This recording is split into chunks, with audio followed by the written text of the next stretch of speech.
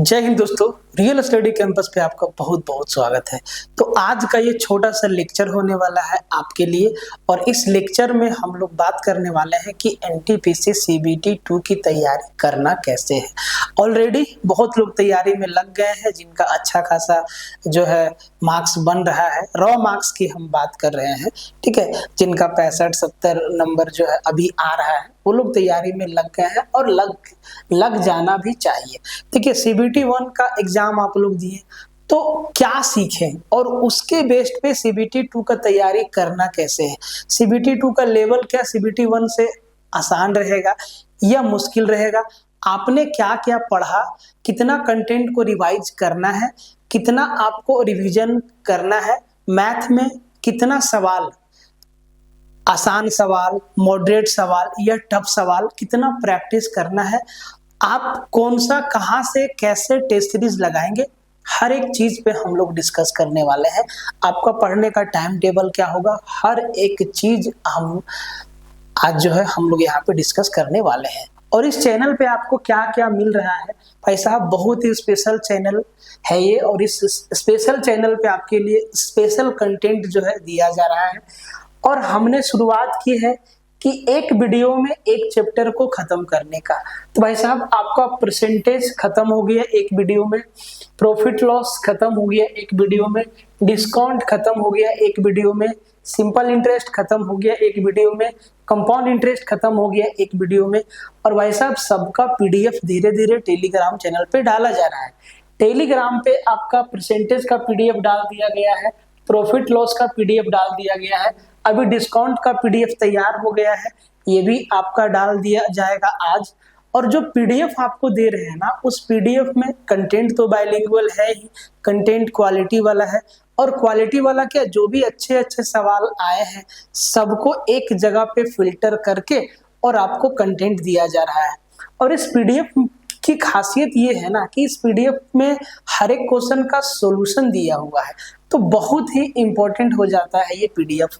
तो ये हमने जो कंप्लीट मैथ का सीरीज स्टार्ट किया है उसके तहत आपका ये 5 चैप्टर कंप्लीट हो गया। नेक्स्ट चैप्टर आपको जो है 1-2 दिन में मिल जाएगा। याद रखिएगा, एक वीडियो में कंप्लीट एक चैप्टर आपको दे रहे हैं। परसेंटेज में 131 सवाल के मदद से पूरा परसेंटेज खत्म किए। इसमें 100+ सवाल के मदद से पूरा प्रॉफिट लॉस खत्म हुआ।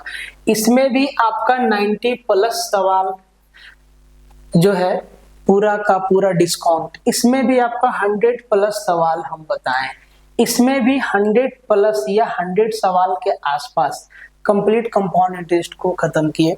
आप तरीका देखिएगा, तरीका मेरा बिल्कुल लॉजिकल है जो कि सबको समझ में आएगा और इस तरीका से एग्जाम में आप सवाल को बड़े ही आसानी से कर सकते हैं। तो इन सब का लिंक डिस्क्रिप्शन में है या आप चैनल पे जाइए तो वहां पे कंप्लीट मैथ नाम से प्लेलिस्ट बना हुआ है। आप वहां पे एक एक लेक्चर को आप चाहे तो 2 घंटे 3 घंटे में भाई एक लेक्चर आप आराम से देख के काम कर सकते हो। तो चाहे आपको रिवीजन करना हो या आपको कंसेप्ट के साथ पढ़ना हो, सब कुछ आपको सिर्फ एक वीडियो में मिल जाएगा, ठीक है। तो इस सेशन को आप देख सकते हैं कंप्लीट, आप इसको शेयर भी मार दीजिएगा क्योंकि बहुत ही क्वालिटी कंटेंट है। पूरा का पूरा प्रीवियस ईयर का निचोड़ इसमें डाला हुआ है, ठीक है। आइए देखिए, एनटीपीसी सीबीटी 2 का एग्जाम पैटर्न क्या है। तो भाई साहब, जैसा सीबीटी 1 था वैसा ही सीबीटी 2 है, बस इसमें नंबर ऑफ क्वेश्चन ज्यादा है। टाइम 90 मिनट उसमें भी था, 90 मिनट इसमें भी है। यहाँ पे आपका सवाल 120 हो जाता है, ठीक है, सवाल बढ़ गया तो भाई साहब समय और घट गया हमारा, ठीक है। तो इस बात को आपको ध्यान देना है। सब्जेक्ट वही आपका मैथ्स रहेगा कंप्लीट, वही आपका रीजनिंग रहेगा और जीके जीएस, इसमें करंट अफेयर, साइंस वाइंस सारा का सारा पोर्शन रहेगा। नेगेटिव मार्किंग सेम 1/3 है। देखिए, सीबीटी 2 में जो खेला है ना वो टाइम का खेला है। जो टाइम को मैनेज कर लिया वो आदमी आगे निकल जाएगा। जो किसी सवाल में फंस के ज्यादा समय दे दिया तो भाई साहब आपको समझना होगा कि किसी भी सवाल में ज्यादा समय नहीं देना है। तो ये समय कम कैसे होगा, प्रैक्टिस पे, प्रैक्टिस आपको करना कैसे है, इस पे हम लोग आगे बात करने वाले हैं, ठीक है। तो आपका यहाँ से 35 सवाल मैथ का बन जाएगा, 35 सवाल रीजनिंग का बन जाएगा, 35 35 70 और 50 सवाल आपका जीके जीएस साइंस जो है सब कुछ मिला के रहेगा। तो 120 सवाल 120 नंबर, ठीक है। ये नहीं सोचना है कि पिछला बार कट ऑफ कितना गया था, भाई पिछला बार अलग अलग लेवल पे एग्जाम हुआ था, इस बार एक CBT 1 और CBT 2 है, ठीक है। तो ये आपका सिलेबस है, आपको मालूम है। देखिए सबसे इंपॉर्टेंट चीज ना भाई साहब, आपके पास कौन कौन सा बुक होना चाहिए। ऐसा ना हो कि सर CBT 1 के लिए अलग कोर्स, CBT 2 के लिए अलग कोर्स, नहीं। कंटेंट वही है, कंसेप्ट वही है, बस अपने पढ़ाई के लेवल को बढ़ाना होगा। और ये कैसे बढ़ेगा हम आपको अभी बताते हैं। और अगर आपने इस तरीका को फॉलो किया तो भाई साहब बहुत ही फायदा होने वाला है आपके लिए। सबसे पहले बात बुक में, तो भाई साहब आप सबसे पहले आ जाइए मैथ्स में, समझिएगा कि मैथ्स में आपको करना क्या है। देखिए एक चीज आपको मानना होगा कि अगर आपने CBT 2 का तैयारी किया है तो भाई साहब आपने कंप्लीट मैथ पढ़ा होगा। कंप्लीट मैथ पढ़ा है तो इतना मान सकते हैं कि ओवरऑल एवरेज हर एक चैप्टर का कंसेप्ट आपके पास होगा। अब आपको करना क्या है कि हर एक चैप्टर का प्रैक्टिस करना है। देखो जितना प्रैक्टिस करेंगे उतना फायदा होगा। प्रॉफिट लॉस में फिर से आपको नया कंसेप्ट लोग क्या देगा, जो CBT 1 में फॉर्मूला बताया कि सर कॉस्ट प्राइस कैसे निकालते हैं, सेलिंग प्राइस कैसे निकालते हैं, डिस्काउंट कैसे निकाला जाता है, यही सब तो आपको बताया जाएगा। तो सर वो चीज तो आपको मालूम है। एक उदाहरण के तौर पर हम आपको समझा रहे हैं कि आपको हर एक चैप्टर का कंसेप्ट पता होना चाहिए, ठीक है। अब अगर ये आपको पता है, आप CBT 2 का तैयारी कर रहे हैं और ये आपको मालूम होना चाहिए कि CBT 1 से CBT 2 का क्वेश्चन का लेवल तो ऊपर रहेगा। हर एक सवाल का लेवल, ऐसा नहीं कि हर एक सवाल एकदम हाई लेवल का टफ बना देगा, नहीं, बट सवाल कुछ ना कुछ टफ रहेगा। क्योंकि देखिए इसमें ना टाइम से खेला हुआ है। 120 क्वेश्चन और 90 मिनट, 120 क्वेश्चन 90 मिनट, मेंटलिटी को आप समझिए। 90 मिनट में आपको मैथ भी कवर करना है, रीजनिंग भी कवर करना है और जीके जीएस वाला पोर्शन भी कवर करना है। भाई साहब कम से कम आप 90 मिनट में 120 सवाल पढ़ोगे तो 120 सवाल आप पढ़ोगे तो उसमें जितना मतलब 90 मिनट में आपको एक बार 120 सवाल को देख लेना है बनाते हुए, जितना उसमें बन जाए सही सही। आगे आपको ये भी बताएंगे कि एक्यूरेसी और अटेम्प्ट दोनों को मैनेज कैसे करना है। पिक्चर को बस आप शेयर मार दीजिएगा, ठीक है। तो चलिए मैथ के लिए एक चीज आप ध्यान रखिएगा, मैथ के लिए ना आपको माथा मारे नहीं करना है। और जो आपको स्कोर दिलाएगा भाई साहब मैथ और रीजनिंग ही नंबर दिलाएगा, भले इसमें थोड़ा सा टाइम लगेगा। अगर 90 मिनट को हम ऐसे बांट दें कि भाई साहब हम जो है 40 मिनट मैथ को दे दे, मेरी बात को समझना, और आप लोग करोगे यही चीज, 40 मिनट मैथ को दे दे और भाई साहब 20 मिनट रीजनिंग को दे दे और उधर का जो बचा वो आपको जीके जीएस का दे दे। जीके जीएस में अगर हम 30 मिनट का समय देते हैं तो भाई साहब ये आपको पता है कि उधर से भी समय हमारा बचेगा और ये समय रीजनिंग और मैथ में डिवाइड होगा, ठीक है। तो आपको ये चीज पता है कि आप मैथ में कितना समय देंगे, आपके दिमाग में ये चीज बैठा हुआ है, इसको बताने की आवश्यकता नहीं है। हाँ, अगर कोई आपसे ये कहता है कि भाई साहब 35 सवाल मैथ का आएगा तो आपको भाई साहब 40 सेकेंड में सब 35 सवाल बना देना है, तो वो अलग बात है, ठीक है। ये बात सच है कि एग्जाम में एक स्टूडेंट जब एग्जाम में बैठता है तो सब कुछ उसी को बनाना होता है। मैथ भी आपको बनाना है, रीजनिंग भी आपको बनाना है, जीके जीएस भी आपको बनाना है, करंट अफेयर भी आपको बनाना है। तो भाई साहब ऐसा नहीं कि आदमी एक स्टूडेंट के दिमाग में एकदम से मैथ के हर एक क्वेश्चन का ट्रिक एकदम वहां पे सामने याद आ जाए, ऐसा तो संभव नहीं है। बहुत कुछ याद आएगा, बहुत कुछ बेसिक से होगा, बहुत कुछ ऑप्शन से होगा, है ना, बहुत कुछ तुक्का से होगा, एक दो सवाल। तो इसको कहते हैं मैनेजमेंट। आप बात को समझिएगा भाई साहब, करना कैसे है इस चीज को समझिए। और आपका एग्जाम में सब कुछ अच्छा तभी रहेगा जब आपका प्रैक्टिस अच्छा रहेगा। अब देखिए आपको प्रैक्टिस करना कैसे है। सिर्फ प्रैक्टिस करना है और यकीन मानिए प्रैक्टिस के साथ ही आपका जो है कंसेप्ट मजबूत होता चला जाएगा।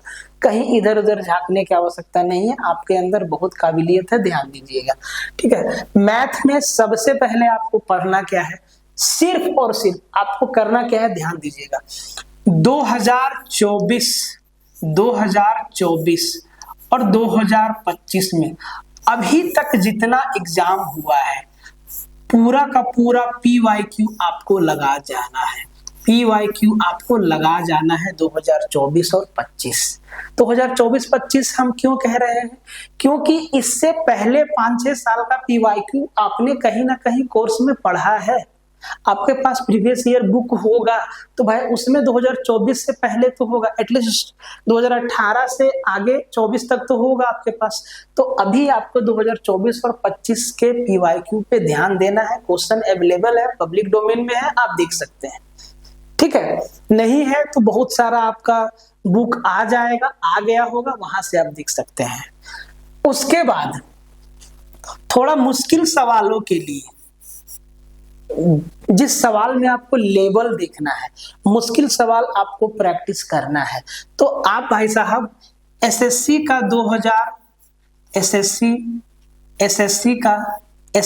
का आप जो है सिर्फ और सिर्फ पिछला 2 साल का सवाल 2023 और 2024 और अभी जो हुआ, अगर सवाल अवेलेबल है तो बहुत अच्छी बात है। बात को समझिएगा, आपको डिफरेंट काम करना पड़ेगा तभी जाके मामला सेट होगा। 2023 और 2024 के चैप्टर वाइज क्वेश्चन आपको लगाना है। 2023 और 2024 का चैप्टर वाइज आप लगाना है, चैप्टर वाइज लगाना है। देखिए मैथ में क्या क्या लगाना है। 2024-25 में रेलवे का जितना एग्जाम हुआ, ALP का हुआ, SI का हुआ, उसके बाद NTPC का हो गया, उसके बाद और आपका ALP ULP हो गया ना, जो भी एग्जाम हुआ है 2024-25 में सबका आपको लगा देना है। ठीक है, इसको लगाने के बाद SSC 2023-24 का क्वेश्चन आपको लगाना है। मैथ के लिए सब कुछ अवेलेबल है, बस आपको ढूंढना है। ठीक है, तो ये 2 काम तो आपको कर लेना है मैथ में। ठीक है, ये 2 काम आपको कर लेना है मैथ में। अब देखिए आप अगर ये चीज नहीं करते हैं, 2023-24 आप नहीं लगाते हैं, कोई दिक्कत नहीं। ठीक है, कोई टेंशन वाली बात नहीं है, आप इसको छोड़ भी सकते हैं। आप कीजिए क्या कि देखिए आपने जो है NTPC CBT 1 का तैयारी के दौरान, या अगर आप रेलवे की तैयारी में लगे हैं तो आपने रेलवे का प्रीवियस ईयर पेपर करा होगा। ठीक है, कर लिया होगा। तो भाई साहब आप अभी कीजिए क्या, NTPC CBT 2 के लिए या आगे कोई भी एग्जाम आप देना चाहते होंगे रेलवे का, तो भाई साहब आप ना SSC का पिछले 5 साल या 4 साल जिस भी फॉर्मेट में कोई भी बुक आप इसका एक ले लीजिएगा मैथ का। बात को समझिएगा, ठीक है, बात को समझिएगा। डिफरेंट स्ट्रेटेजी आपको बनाना पड़ेगा तभी मजा आएगा। ऐसा ना हो कि जो काम हम CBT 1 में किए वही काम CBT 2 में फिर से कर रहे हैं। नहीं, CBT 2 में फाइटिंग होगा। ठीक है, CBT 1 में भीड़ से आप छट चुके हैं। तो SSC के का पिछले 4 या 5 साल का paper previous year chapter wise market में अवेलेबल है, आप ले लीजिए और हर एक चैप्टर वाइज क्वेश्चंस को लगा जाइए। कम से कम आपको हर एक चैप्टर से भाई साहब 100 सवाल लगाना है।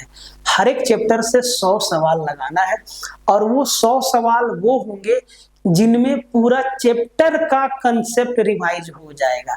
ऐसा नहीं कि एक ही टाइप का 10 सवाल लगा लो, नहीं, आपको हर एक चैप्टर वाइज 100 सवाल लगाना पड़ेगा।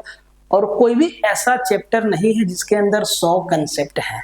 ठीक है, 100 सवाल के अंदर आपका रिवीजन भी हो जाएगा और कंसेप्ट भी आपको याद हो जाएगा। तो ये काम आप जरूर कीजिएगा मैथ में भाई साहब, और सिर्फ इतना ही आपको करना है, और सिर्फ इतना ही आपको करना है। बात को समझिए।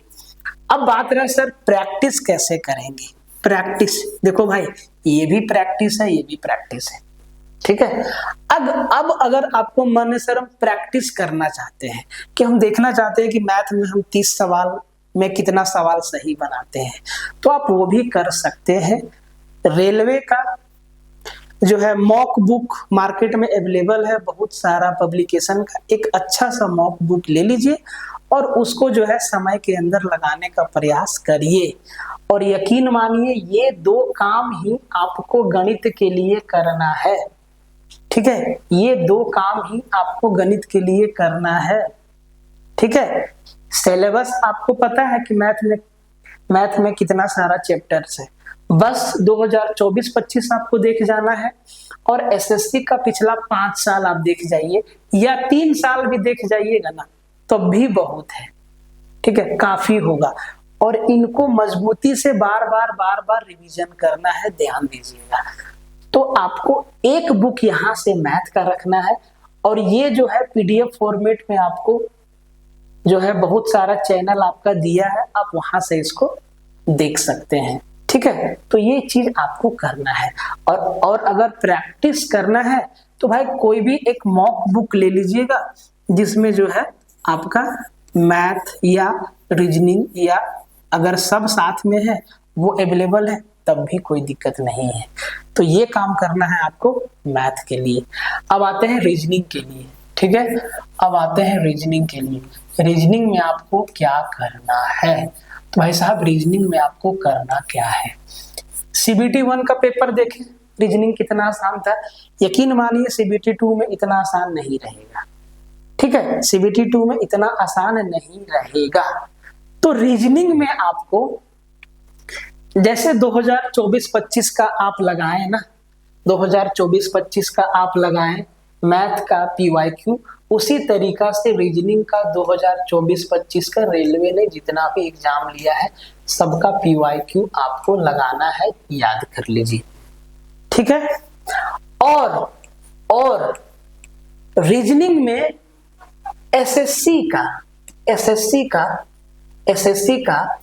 का जो है पिछला 3 साल या 2 साल, या तो आप 2023-24 ले लो, ठीक है, या आप सिर्फ 2024 ले लो। तो अगर आप 2023 और 2024 का पेपर को भी अगर आप प्रैक्टिस में ले लेते हो, ठीक है, तो यहां से आपका रीजनिंग क्लियर हो जाएगा, ठीक है। अगर आपके पास कोई ऐसा बुक है, और बुक तो होगा ही, बुक भर के होगा, फोन में आपके पास कई तरीका का पीडीएफ होगा, भाई साहब सबको किनारे कर दो, ठीक है, क्योंकि 50 बुक रखोगे तो कंफ्यूजन 100 तरह का क्रिएट होगा, ठीक है। इस चीज को आपको ध्यान देना है कि रीजनिंग के लिए सबसे पहले 2024-25 अभी एनटीपीसी का जो है आपका 16 दिन पेपर चला, 16 तिहाई 48 शिफ्ट, ठीक है। उससे पहले एएलपी का एग्जाम हुआ, आरपीएफ एसआई का एग्जाम हुआ, उन सब का आपको रिवीजन करना है, ठीक है। और साथ ही साथ एसएससी 2023-24 को आप पकड़ लेना मेरे भाई, 2023-24 को आप पकड़ लेना, यहां से नैया पार हो जाएगा, ठीक है। प्रैक्टिस के लिए अगर आप मॉक बुक लेते हैं तो भाई कंप्लीट वाला रहेगा, तो इसमें आपका रीजनिंग भी आ जाएगा, ठीक है। और जो एसएससी 2023-24 से आप प्रैक्टिस करिएगा ना, वो चैप्टर वाइज करिएगा, ठीक है, chapter wise, syllogism, blood relation, coding decoding, statement argument, mirror image, water image, clock, calendar, chapter wise, ठीक है, इसको ध्यान दीजिएगा। अब आते हैं जीके जीएस। तो भाई साहब जीके जीएस में आपको करना क्या है, जीके जीएस में आपको करना क्या है, इस बात को आप समझिएगा ध्यान से, क्योंकि भाई साहब नंबर ऑफ क्वेश्चंस यहाँ से ज्यादा रहेगा, ठीक है। सबसे पहला बात, आप ये चीज मान के चलना कि भाई साहब 15 सवाल के आसपास आपका प्योर करंट अफेयर का क्वेश्चन रहेगा। अभी आपने देखा सीबीटी 1 में 7, 8, 9, 10 सवाल के आसपास आपका करंट अफेयर से सवाल था, वैसा 15 क्वेश्चन के आसपास आप करंट अफेयर से सवाल मान के चल सकते हो। तो करंट अफेयर आप जैसे पढ़ रहे हो, जो भी आपके पास ऑथेंटिक सोर्स है आप वहां से पढ़ते रहिए, ठीक है, जीके जीएस में लोड नहीं लेना है। रेलवे का पीवाईक्यू बुक, आरआरबी का पीवाईक्यू बुक आपके पास होगा, और बुक वैसा होना चाहिए जिसमें क्वेश्चन के बाद एक्सप्लेनेशन दिया हुआ रहता है। वो बुक को आप रखिएगा और उससे उसको रिवीजन करिए, क्वेश्चंस को पढ़िए, ठीक है। उसके बाद एक आप एसएससी का पीवाईक्यू बुक रख लेना, ठीक है। एटलीस्ट 2 बार इसको रिवाइज कर लेना और 2 बार इसको रिवाइज कर लेना, ठीक है। एसएससी का पीवाईक्यू बहुत नहीं, 5-5 साल का काफी है, इतना मोटा मोटा बुक आ जाएगा उसमें। अब जो है 2-2 बार उसको रिवीजन कर लेना, जान देने की आवश्यकता नहीं है, ठीक है। आगे सर साइंस के लिए क्या करें? भाई साहब साइंस के लिए ना, जब आप ये सब रिवीजन करोगे तो भाई साहब इसमें साइंस भी तो रहेगा, ठीक है। तो यहाँ से भी आपका साइंस का रिवीजन हो जाएगा। अगर आपको साइंस एक्स्ट्रा पढ़ने का मन है कि नहीं हमको साइंस एक्स्ट्रा पढ़ना है, क्योंकि ग्रुप डी में भी तो साइंस आएगा, ठीक है, तो आप जो है लूसेंट का सामान्य विज्ञान पढ़ सकते हो। उसके साथ साथ अगर आपके पास और भी समय है, आपका मैथ बहुत अच्छा है, रीजनिंग बहुत अच्छा है, ठीक है, तो भाई साहब आप जो है एनसीईआरटी 9-10 का साइंस का बुक एक बार पढ़ लेना, इतना पतला पतला बुक आता है, ठीक है। उसका एग्जाम्पलर वगैरह पढ़ सकते हो। बट इतना काम आपको करना है जीके जीएस के लिए, ठीक है। और साथ में लूसेंट का जो जनरल पेपर होता है, सामान्य अध्ययन होता है, हालांकि इसमें भी साइंस होता है और साइंस का एक अलग से भी आता है, तो अगर आप इसको भी देख जाते हो तो भाई साहब आपका बल्ले बल्ले हो जाएगा। तो अब देख लीजिए कि आपके पास मैथ में आपको करना क्या है, रेलवे 2024-25 वाला सारा सवाल लगाना है। एसएससी का पिछला 3 साल 4 साल का अगर बुक मिल जाता है, जो कि है अवेलेबल मार्केट में और आपके पास होगा, इसको आप चैप्टर वाइज लगा लीजिएगा। कोई एक मॉक बुक ले लीजिएगा जिसमें कंप्लीट हो, एटलीस्ट 10-20-30 मॉक हो, ठीक है।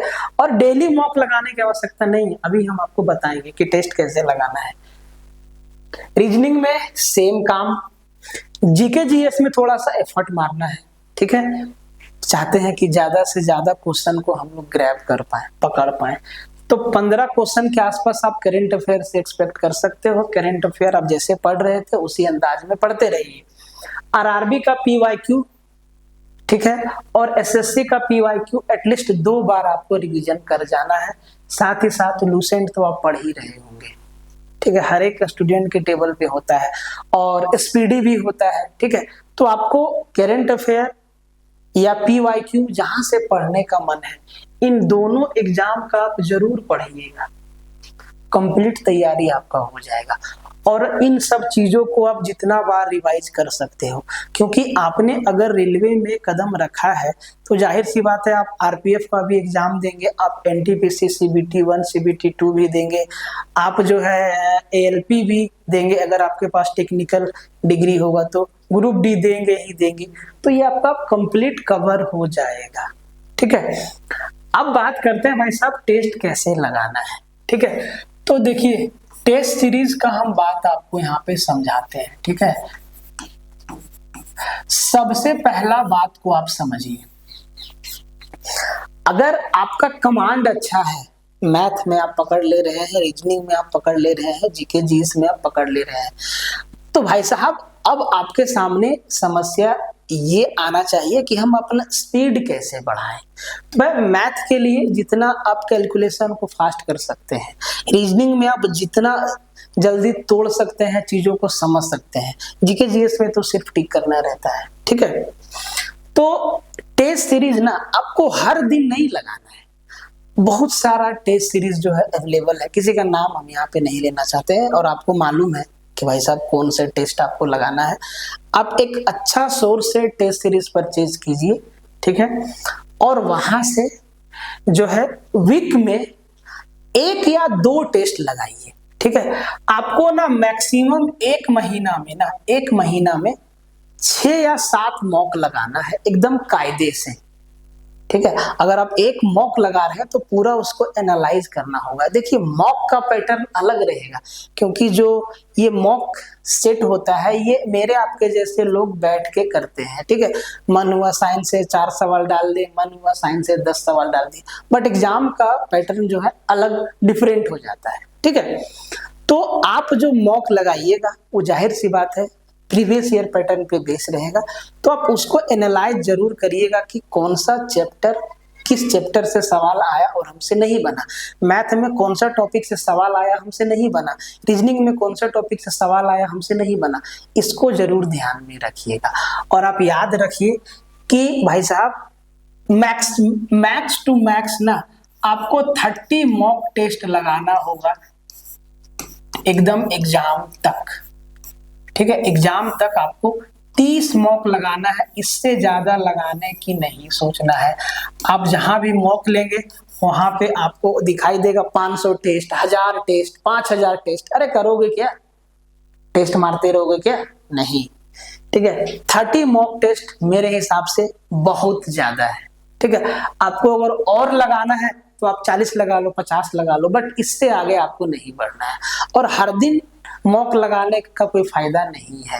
अब टेस्ट लगाते हैं तो उसमें अपना स्पीड देखिए कि हम मैथ कितना देर में कैलकुलेट कर लेते हैं, रीजनिंग कितना देर में कर लेते हैं, क्योंकि जो सवाल आएगा भाई साहब वो जो है पूछ के नहीं आएगा कि हम टफ आ रहे हैं, अगला बार हम आसान दिखेंगे, नहीं, वो रैंडम आपके सामने आएगा, ठीक है। तो इस चीज को ध्यान रखिएगा।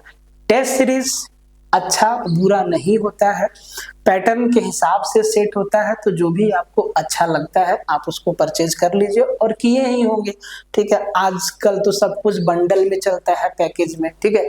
एक बार पेमेंट दो और इतना इतना पढ़ते रहिए।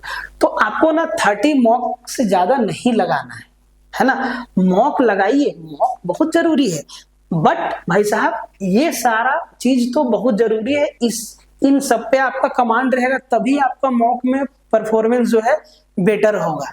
तो इसको ध्यान में रखना है। मैथ में आपको इससे ज्यादा नहीं पढ़ना है, रीजनिंग में आपको इससे ज्यादा नहीं पढ़ना है, और जीके जीएस करंट अफेयर में इससे ज्यादा नहीं पढ़ना है। करंट अफेयर आप देख लीजिए कि आप अगर आप करंट अफेयर में रेगुलर रहिएगा तो बहुत अच्छी बात है, नहीं तो आप वीकली या मंथली जो है पढ़ सकते हैं। तो जो भी तरीका हम आपको बताएं ना, उस तरीका से ना CBT 2 ना आपका बड़ा अच्छे से क्लियर हो जाएगा, क्योंकि सीट बहुत ज्यादा नहीं है, ठीक है। सीट बहुत ज्यादा नहीं है, जब आप जोन वाइज देखेंगे तो बहुत भारी संख्या में सीट नहीं है इस बार, ठीक है। और ये ग्रेजुएट लेवल के लिए हम आपको बता रहे हैं, ठीक है, बहुत ज्यादा सीट नहीं है। तो सर इन बातों का आप जरूर ध्यान में रखिएगा, जितना बात आपको बताएं। टेस्ट मैक्सिमम 30 मॉक जरूरी है, 30 से ज्यादा मेरे ख्याल से 30 में आपका ना स्पीड आ जाना चाहिए, ठीक है। अगर आपका इन सब चीजों पे तैयारी नहीं है, आप 1000 मॉक लगा लीजिए, आप जहां हैं वहीं रहेंगे, ठीक है। अगर आप पढ़ के मॉक लगा रहे हैं तभी आपका स्कोर बढ़ेगा, ठीक है। तो ये था तरीका जो कि मेरे हिसाब से CBT 2 क्लियर करने के लिए भाई साहब बहुत ही जरूरी है, इसको संज्ञान में लेना, ठीक है। बाकी बात आप लोग के लिए हम यहाँ चैप्टर वाइज काम कर रहे हैं, और आगे आने वाले 1.5-2 महीने में पूरा आपका मैथ का लेक्चर जो है चैनल पे आ जाएगा। अभी 5 वीडियो आया है, ठीक है, धीरे धीरे सब आ जाएगा, 1-2 दिन के गैप पे आएगा। तो इस प्लेलिस्ट को आप देख लीजिएगा, कंप्लीट मैथ के नाम से है, और चैनल को शेयर मार दीजिएगा, और टेलीग्राम ज्वाइन कर लीजिएगा। टेलीग्राम पे इन सब PDF को डाला जाता है, और जो भी जानकारी है वहां पे हम देते रहते हैं। बाकी फालतू का चीज जो है उस पे हम बात नहीं करते हैं, ना ही आगे करेंगे, है ना। तो इसको जरूर ध्यान में आप रखिएगा, ठीक है। मिलते हैं नेक्स्ट लेक्चर में, तब तक के लिए जय हिंद।